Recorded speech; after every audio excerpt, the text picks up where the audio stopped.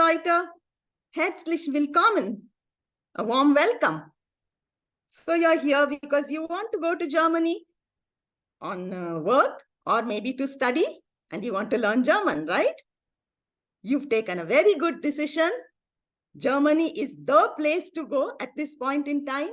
It is the road to a good career. And the reason for this is because the Germans treat students very well.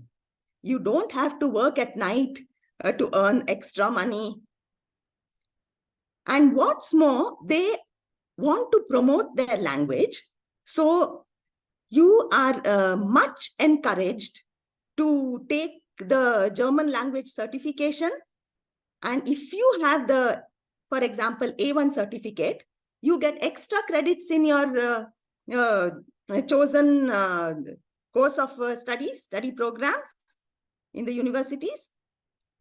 And most universities also have this as a precondition that if you have the German, you have to have the German A1 at least certificate if you want to take their semester exams.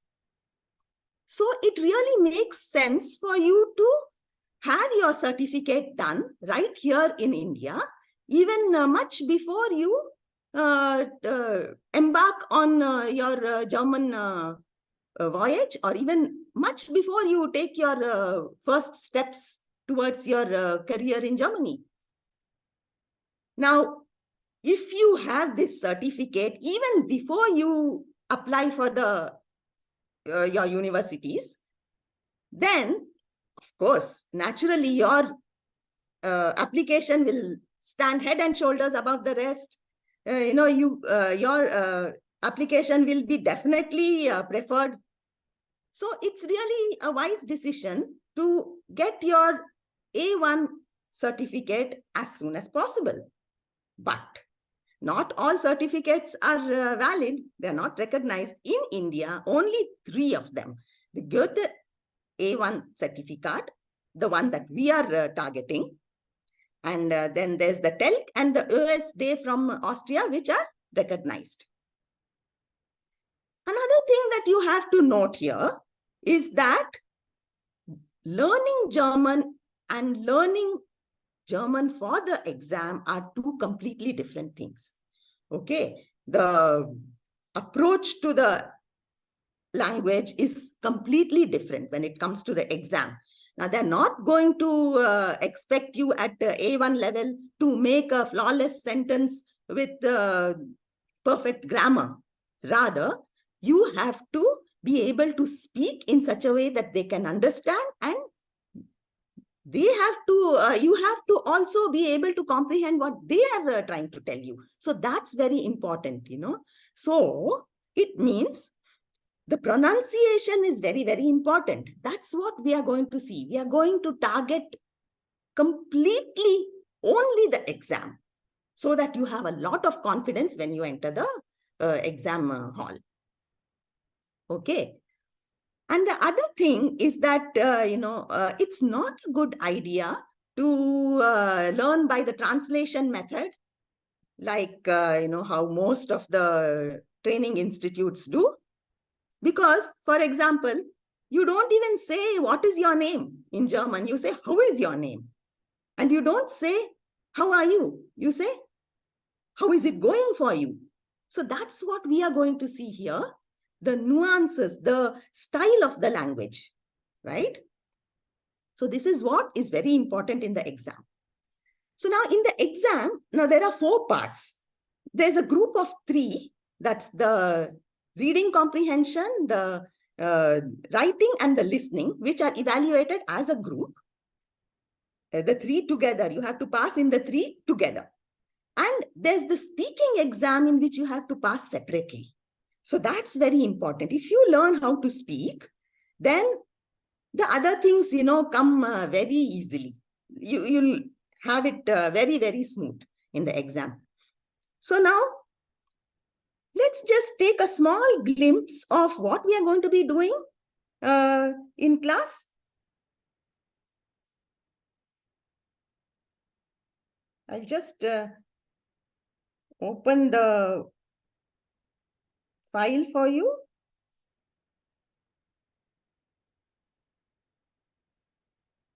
Okay, so here we go. Gates Lows.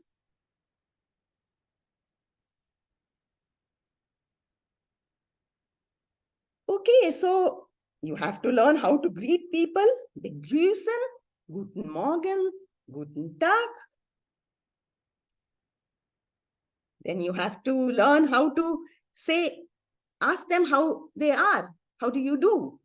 Wie geht's? Wie geht es Ihnen? And they may answer, gut, danke. Or sometimes they may even answer, leider nicht so gut. That means not so well. You're allowed to say in Germany, I mean, truthfully, if you're not feeling good. Then you should know how to bid goodbye, right? Sich verabschieden. So the most common way is tschüss, which means bye. And it's normally used, it's informal, but you can use it with most people. Auf Wiedersehen or Wiedersehen is the formal way. Then you should say danke, thanks for everything. Dankeschön.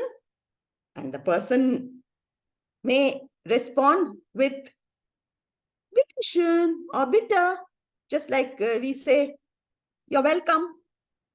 Then there are the polite words, bitte, please, Entschuldigung, excuse me. Then most important is the alphabet. You have to learn how to pronounce each letter of the alphabet, because in German the pronunciation is different. And they're going to ask you to spell your name, to spell maybe your the city where you live. Then you have to introduce yourself.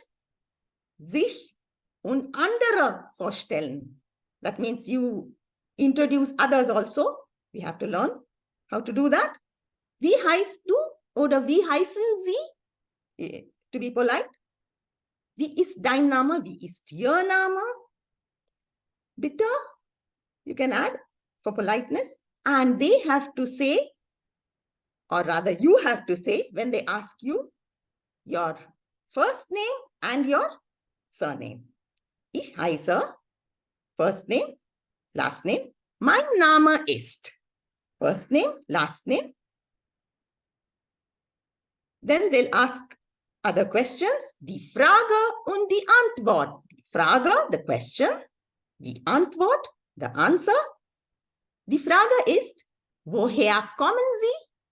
Where do you come from? Die Antwort, ich komme aus Indien. Ja? Die Frage ist, wo wohnst du?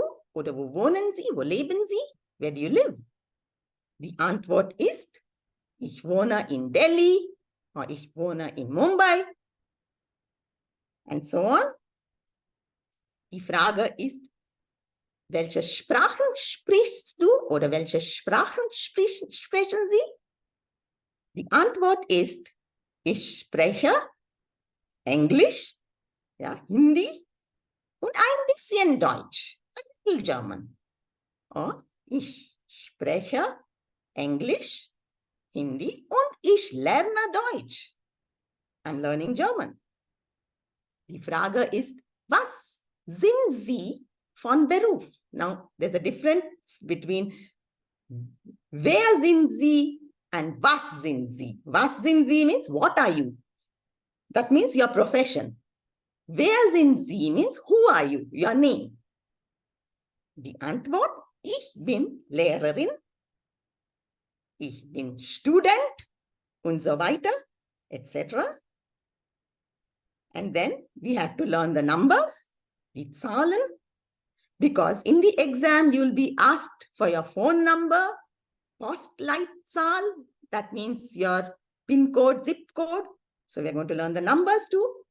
And we're going to learn a lot more to give you confidence, enough confidence to sail through the exam with flying colors. So I'll meet you in class then. Tschüss, bis bald.